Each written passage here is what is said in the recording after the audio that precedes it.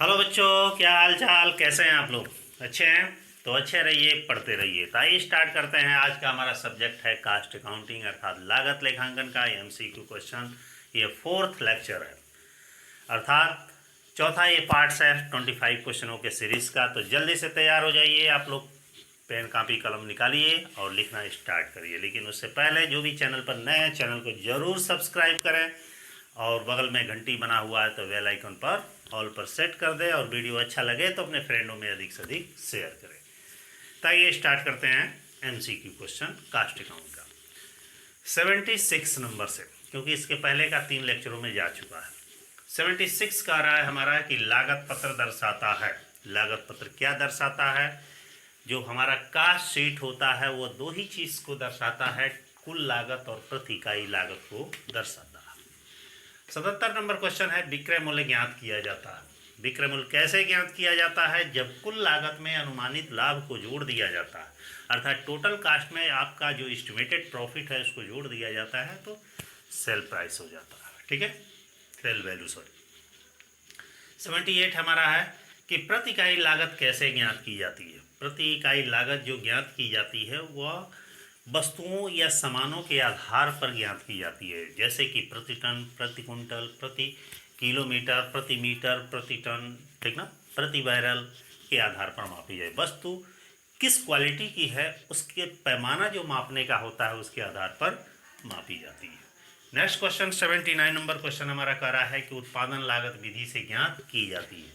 उत्पादन लागत विधि से क्या ज्ञात की जाती है? मूल लागत अर्थात प्राइम कास्ट ज्ञात की जाती है, फैक्ट्री कास्ट अर्थात वर्क कास्ट ज्ञात की जाती है, और बिके माल की लागत कास्ट ऑफ गुड्स सोल्ड ज्ञात की जाती है। और भी आगे का प्रोसेस है वो भी ज्ञात किया जाता है, लेकिन मुख्य रूप से ये किया जाता है। 80 नंबर क्वेश्चन कि उत्पादन लागत विधि का प्रयोग किया जाता है। उत्पादन लागत विधि का प्रयोग कहाँ किया जाता है? कागज उद्योगों में, चीनी उद्योगों में, आटा उद्योग में, सीमेंट उद्योग में, जो भी ये मिल या फैक्ट्रियाँ वगैरह हैं, इसमें प्रोडक्शन लागत जहाँ उत्पादन होती है, वस्तुओं का प्रोडक्शन किया जाता है, वहाँ पे उत्पादन लागत विधि का प्रयोग किया जाता है। नेक्स्ट 81 नंबर क्वेश्चन है कि लागत खाता और लागत पत्र बनाया जाता है। ये लागत खाता और लागत पत्र, ठीक ना, कास्ट अकाउंट कास्ट सीट बनाया जाता है। किस आधार पर बनाया जाता है? डबल एंट्री सिस्टम के आधार पर बनाया जाता है। नेक्स्ट 82 नंबर क्वेश्चन का रहा है, प्रत्यक्ष व्यय का सूत्र है। डायरेक्ट एक्सपेंसेस का क्या सूत्र होता है? जब मूल लागत में से डायरेक्ट मटेरियल घटा दिया डायरेक्ट मटेरियल और डायरेक्ट लेबर घटा दिया जाता है तो प्रत्यक्ष व्यय कहलाता है। अर्थात जो भी हमारी प्राइम कास्ट होती है, चूँकि प्राइम कास्ट ज्ञात करने का फार्मूला क्या होता है? Direct material, direct labour, direct expenses जोड़ दिया जाएगा, प्राइम कास्ट आ जाएगा। लेकिन प्रश्न में पूछ रहा है डायरेक्ट एक्सपेंसेस का क्या फार्मूला है?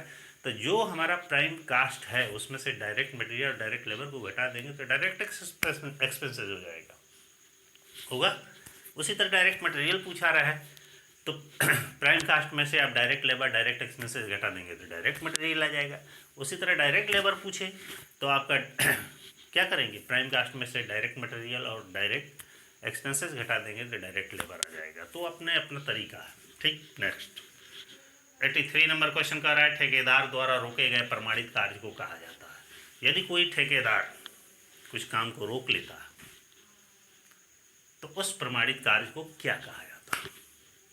देखते होंगे, अवरोध कार्य, ठीक ना, अवरोध कार्य माने रोका गया कार्य। 84 नंबर क्वेश्चन का रहा है, ठेका लागत विधि के चालू कार्य में शामिल किया जाता है। ठेका लागत विधि के चालू कार्य में शामिल किया जाता है, दो ही चीज़ शामिल किया जाता है, प्रमाणित और अप्रमाणित कार्य। जो भी प्रमाणित कार्य है और अप्रमाणित कार्य है इसी को शामिल किया जाता है। 85 नंबर क्वेश्चन का आता है, ठेका एक अनुबंध है। ठेका एक कॉन्ट्रैक्ट है, किसके बीच? ठेकेदाता और ठेकेदार के बीच। जो ठेका देता है वो और जो ठेका लेता है वो, इन दोनों के बीच क्या है? एक समझौता है। नेक्स्ट 86 नंबर क्वेश्चन है, ठेका कार्य होता है, ये कैसा होता है? कॉन्ट्रैक्ट कैसा होता है? लिखित और मौखिक किसी भी रूप में हो सकता है। कुछ ठेके होते हैं, अधिकांश से ठेके लिखित रूप में होते हैं, लेकिन कुछ मौखिक रूप में भी होते हैं। लेकिन मौखिक रूप में वही होते हैं जो छोटे स्तर के होते हैं। नेक्स्ट क्वेश्चन, ठेका कार्य के रूप में प्राप्त होने वाली राशि को कहते हैं, क्या कहते हैं? ठेका मूल्य कहा जाता है। ठेके का मूल्य किस पर मूल्यांकित किया जाता है? तो यह निश्चित मूल्य के आधार पर किया जाता है जो एग्रीमेंट के समय तय होता है। क्योंकि ये वीडियो आप लोगों को कैसा लग रहा है, एकदम एग्ज़ाम के लिए सटीक है समझिए, और पूरे बुक को पढ़कर उसमें से MCQ छांट कर बनाया गया है। तो मैं चाहूँगा कि आप बाबू पढ़िए, क्योंकि समय कम है, परीक्षा में पास होना है, तो आपको अधिक से अधिक पढ़ना पड़ेगा। इसके अलावा भी बुक्स चाहे तो बुक्स पढ़ लें, या बुक्स पढ़ने के बाद MCQ पढ़ें, वो आपके ऊपर डिपेंड करता है। लेकिन मैक्सिमम से मैक्सिमम, क्योंकि MCQ का कोई लिमिट नहीं होता, इसलिए नहीं लिमिट होता है, वो पूरे बुक से बनाया जाता है, किसी भी तरीके से कोई भी क्वेश्चन पूछा जा सकता है। इसलिए आपको पढ़ना है, तैयार हो जाइए, क्योंकि टाइम आपके पास कम है। तो ये नेक्स्ट क्वेश्चन पे आते हैं। 89 नंबर क्वेश्चन का रहा है कि अपूर्ण ठेका में क्या जनरल प्रविष्टि की जाती है। जब ठेके अपूर्ण होते हैं तो उस समय जनरल प्रविष्टियाँ कौन सी की जाती है? वो होता है work in progress account debit to contract account. ये एंट्री याद रखे रहिएगा। ठीक इसी तरह है कि यदि ठेका पूर्ण होने पर लाभ होता है तो क्या लेखे किए जाते हैं। यदि ठेका हमारा कंप्लीट हो जाता है और प्रॉफिट होती है तो उस समय क्या एंट्री की जाती है? तो उसका होता है contract account debit to profit and loss account. क्योंकि जब ठेका पूर्ण हो जाता है तो उसके लाभ को प्रॉफिट एंड लॉस अकाउंट में ट्रांसफर किया जाता है। नेक्स्ट 91 नंबर क्वेश्चन कर रहा है ठेके के कार्य किए जाते हैं। ठेके के कार्य कहाँ किए जाते हैं?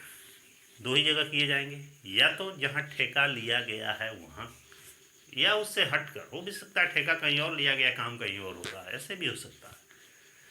नेक्स्ट 92 नंबर क्वेश्चन का रहा है यात्री परिवहन द्वारा किस आधार पर किराया लगाया जाता है। जैसे ट्रांसपोर्टेशन में देखे होंगे, जैसे बस से जाते हैं, ट्रक से माल जाता है यहाँ लेकिन यहाँ यात्री परिवहन है, जैसे बस है और मान लीजिए 4 व्हीलर अदर्स वगैरह है, तो यहाँ पे परिवहन, यात्री परिवहन द्वारा किस आधार पर रेंट लिया जाता है? प्रति यात्री किलोमीटर के आधार पर। मतलब कि एक यात्री का कितना किलोमीटर वो जा रहा है, उसको सफ़र तय करना है, उसके आधार पर किराया लिया जाता है। नेक्स्ट 93 नंबर क्वेश्चन का रहा है कि ईंट की गणना की जाती है।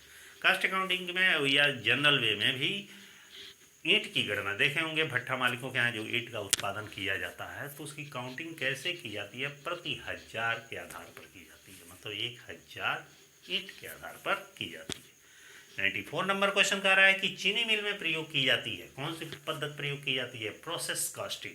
क्योंकि गन्ना जब जाता है मिल में तो वो कई स्टेपों से होकर गुजरता है, तो प्रोसेस कास्टिंग के अंतर्गत आता है। 95 नंबर क्वेश्चन का रहा है कि कोयले की खान में कोयला मापा जाता है। देखते होंगे जमीन से जब कोयला निकाला जाता है तो कोयले का माप कैसे किया जाता है? तो प्रति टन कोयला के आधार, टन के आधार पर, प्रति टन के आधार पर उसका मूल्यांकन किया जाता है। नेक्स्ट 96 नंबर क्वेश्चन का रहा है कि बिस्कुट, दवाई, कार, प्रिंटर, ट्रैक्टर, स्कूटर कंपनियां जो है वो प्रयोग करती है, वो कौन सी कास्टिंग का प्रयोग करती है? वह समूह लागत पद्धति का प्रयोग करती है। नेक्स्ट 97 नंबर क्वेश्चन का रहा है कि लागत लेखे व्यवसाय के लिए होते हैं। कास्ट अकाउंटिंग बिजनेस के लिए क्या होता है? एक सहायक लेखे होते हैं। 98 नंबर क्वेश्चन का रहा है कि होटल किराया किस आधार पर लगाया जाता है। होटल देखे होंगे, कहीं बाहर घूमने के लिए जाते हैं तो होटल लेना पड़ेगा, आपका घर तो है नहीं वहाँ पे, तो वो होटल रेंट लेगा। वो रेंट किस आधार पर चार्ज करता है? तो वह प्रति कमरा दिन के आधार पर, एक कमरा कितने दिन तक लिए, एक दिन का कितना किराया हुआ, इस आधार पर किया जाता है। दुग्ध उत्पादन में कौन सी लागत पद्धति प्रयोग की जाती है? तो इकाई लागत पद्धति का प्रयोग किया जाता है। और लास्ट 100 नंबर क्वेश्चन हमारा है कि वह लागत इकाई जो एकल आदेश से बनती है उसे कहते हैं। वह लागत इकाई जो एकल आदेश से बनती है उसे क्या कहा जाता है? उपकार्य कहा जाता है, उपकार्य। तो ये वीडियो आपको कैसा लग रहा है?